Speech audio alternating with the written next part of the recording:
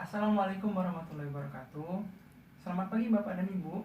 Terima kasih saya ucapkan kepada Bapak dan Ibu yang telah meluangkan waktunya untuk hadir di sini dalam kegiatan penyuluhan pajak UMKM. Baik, tak kenal maka tak sayang. Sebelumnya perkenalkan dulu, nama saya Muhammad Ilham Darmawan.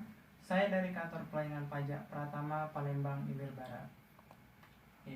Luar biasa sekali Bapak Ibu ini. Bisa dibilang Bapak dan Ibu ini adalah pahlawan, karena usaha yang Bapak dan Ibu kembangkan secara tidak langsung sudah memberikan kontribusi yang besar untuk membangun negara ini melalui pajak yang dibayarkan. Baiklah, topik yang akan kita bahas kali ini mengenai pajak UMKM. Sebelum itu saya ingin bertanya, ada yang tahu berapa tarif pajak UMKM sekarang berapa? Oke, ya Ibu yang di sana silakan. 0,3% ya Bu? Oke, 0,3 ya Bu. Bapak 2%. Oke, 2% ya Pak. Bapak yang di ujung 0,5%. Oke, 0,5% ya Pak. Wah, masih banyak beda-beda ya. Oke, tidak apa. Itulah gunanya saya ada di sini nih. Oke. Nah, next. Kita masuk ke materi. Nah, tarif UMKM sekarang itu adalah sebesar 0,5%. Nah, hal ini sebagaimana dicantum dalam Peraturan Pemerintah Republik Indonesia Nomor 23 Tahun 2018. Nah, sebelumnya tarif pajak UMKM ini adalah sebesar 1%. Nah, hal ini sebagaimana dicantumkan di dalam Peraturan Pemerintah Republik Indonesia Nomor 46 Tahun 2013. Nah, berarti ada penurunan nih dari 1%, sekarang tinggal setengahnya, 0,5%. Kenapa ada penurunan ini? Saya mencatat ada 3 faktor nih penyebab kenapa adanya turun tarif ini. Yang pertama, untuk mendorong peran serta masyarakat dalam kegiatan ekonomi. Sebagai informasi, menurut data BPS, UMKM ini menyerap 96,99% tenaga kerja yang ada, serta 98,8% dari seluruh unit usaha yang ada. Angka yang sangat besar sekali ya. Bisa dibayangkan, tanpa ada UMKM ini, jumlah masyarakat yang belum bekerja akan semakin besar. Oke. Yang kedua, memberi kemudahan dalam melaksanakan kewajiban perpajakan. Sebelum adanya peraturan ini, WP UMKM harus melakukan pembukuan untuk menghitung DPP pajaknya. Sekarang tinggal mengalihkan tarif dengan peredaran bruto. Oke. Yang ketiga, memberi kesempatan untuk berkontribusi kepada negara. Nah, melalui penurunan tarif ini, masyarakat dapat lebih mudah berkontribusi bagi negara tanpa merasa terbebani karena hanya setengah dari tarif awal. Lebih kecil tuh jadi. Oke, baik. Selanjutnya kita akan membahas siapa yang bisa menggunakan BP23 ini, subjek pajaknya. Nah, ini terdiri atas 3. Yang pertama itu orang pribadi. Yang kedua itu badan tertentu yang terdiri atas perseroan terbatas, koperasi, CP, dan firma. Nah, yang paling penting di sini, dari orang pribadi dan badan tadi harus yang menerima atau memperoleh penghasilan dari usaha dengan peredaran bruto tidak melebihi 4,8 miliar dalam 1 tahun pajak. Itu kriteria utamanya, peredaran bruto tidak lebih dari 4,8 miliar dalam 1 tahun pajak. Nah, untuk penggunaannya itu dibatasi waktu. Untuk orang pribadi itu selama 7 tahun pajak. Untuk perseroan terbatas 3 tahun pajak, dan koperasi, CP, dan firma selama 4 tahun pajak. Nah, masa berlaku ini terhitung sejak peraturan diberlakukan. Namun, bagi WP yang belum terdaftar, masa berlaku ini dihitung sejak WP mulai terdaftar. Oke, selanjutnya, ini objek pajaknya. Penghasilan apa yang dikenakannya? Nah, objek pajaknya itu adalah penghasilan dari usaha yang diterima atau diperoleh WP dengan peredaran bruto tidak lebih dari 4,8 miliar dalam 1 tahun pajak. Namun, tidak semua penghasilan dapat menggunakan peraturan ini. Beberapa jenis penghasilan tidak dapat menggunakan peraturan ini yang disebut dengan bukan objek dari BP23.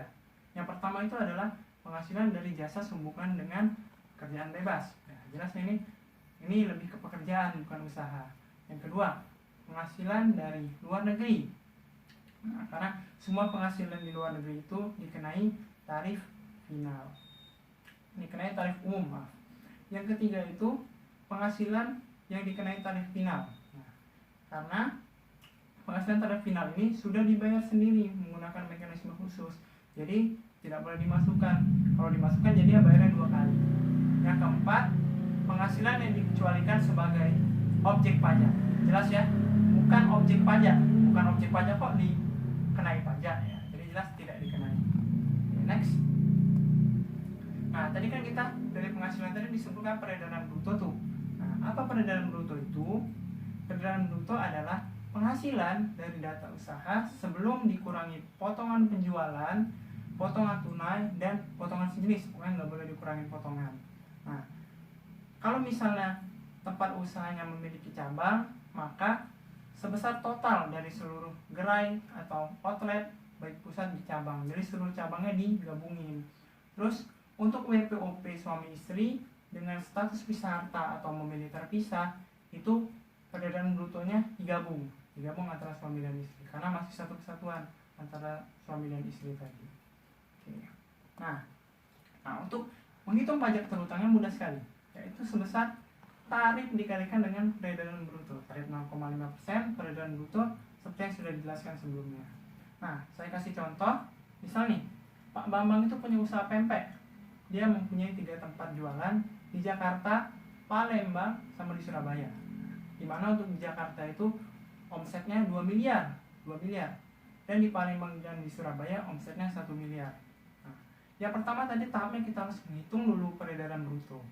Peredaran bruto totalnya 1 miliar, Palembang dan Surabaya 1 miliar, jadi 2 miliar, ditambah dengan Jakarta jadi 2 miliar. Total 4 miliar.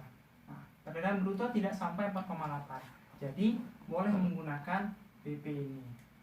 Pajak terutang tinggal dikalikan saja. Dikalikan dengan 0,5%. 0,5% dikali 4 miliar dapat 20 juta. Simpel sekali ya menghitungnya. Oke. Nah, setelah kita tahu pajak yang harus kita bayar berapa, kita ada kewajiban. Ada kewajiban penyetoran untuk tiap bulannya. Nah, cara menyetornya itu mudah juga. Kita tinggal buat kode billing. Nah, kode billing ini banyak caranya. Bisa lewat DJP online, bisa lewat layanan billing di KPP, kering pajak di telepon, melalui bank, kantor pos, dan internet banking atau ATM. Selanjutnya, setelah dapat kode billing, tinggal kita bayar pajaknya. Tempat bayar juga banyak, bisa di teller, bank, bisa di kantor pos, bisa di ATM, internet banking, dan mobile banking. Nah, untuk lebih mudah, misalkan WP bisa ke ATM saja. Karena di ATM tadi, WP bisa membuat kode billing sekaligus membayar, sehingga lebih efektif. Nah, itu tadi kewajiban bulanannya. Nah, ada kewajiban tahunan, yaitu berupa pelaporan pada akhir tahun melalui SPT tahunan. Nah, untuk penghasilan dari PP 23 ini dilaporkan di lampiran 3. Itu diisi di baris ke-16, penghasilan lain yang dikenakan pajak final atau bersifat final. Di mana kolom pengenaan pajak, kolom dasar pengenaan pajak itu sebesar omset, peredaran bruto tadi, peredaran bruto atau omset, kemudian kolom TVH terutang dari omset tadi tinggal dikalikan dengan 0,5%. Oke, baik. Demikian penjelasan dari saya. Apakah ada yang ingin ditanyakan? Oke, baik. Sepertinya tidak ada pertanyaan lagi ya. Sudah cukup jelas Bapak Ibu? Ya, cukup jelas ya. Nah, sebelum ditutup, saya coba simpulkan dulu nih dari topik tadi. Pertama, bahwa sekarang tarif pajak UMKM sudah turun menjadi 0,5%. Nah, untuk penggunaannya, kita lihat dulu apakah subjeknya termasuk dalam kriteria. Jika termasuk, kemudian kita perhatikan jenis penghasilannya. Apakah omsetnya lebih besar dari 4,8 miliar? Nah, jika lebih, kita tinggal kalikan dengan 0,5%. Dapatlah pajak terutang. Nah, setelah tahu pajak yang terutang yang harus kita bayarkan, tinggal kita setor tiap bulan. Dan pada akhir tahun, tinggal kita lapor di SPT. Oke. Nah, sebelum ditutup, saya ingin mengajak Bapak Ibu sekalian untuk memanfaatkan kesempatan yang baik ini. Untuk turut berkontribusi pada pembangunan negara, menjadi pahlawan negara. Karena pajak kita membangun negeri. Baik. Atas perhatiannya saya ucapkan terima kasih. Wassalamualaikum warahmatullahi wabarakatuh.